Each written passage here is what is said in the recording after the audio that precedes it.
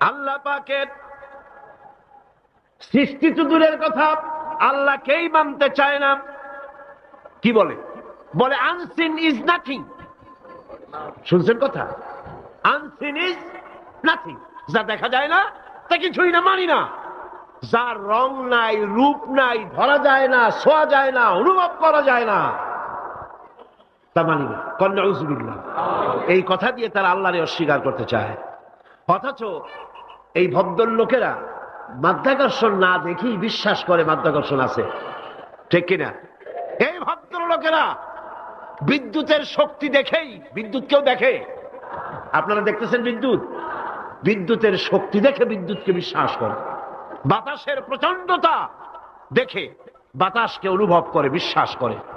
Oxygen চোখে দেখে না, ইথারকে চোখে দেখে না, বিশ্বাস করে। কিন্তু এমনই নাস্তিক, এমনই কপাল পোড়া যে আল্লাহরে দেখা যায় না তাই বিশ্বাস করা যাবে না। এক নাস্তিকের সাথে হযরত ইমাম আবু হানিফা রাহমাতুল্লাহ আলাইহির এক বিতর্ক অনুষ্ঠান হলো। সেই বিতর্ক অনুষ্ঠানে ইমাম আবু হানিফা রাহমাতুল্লাহ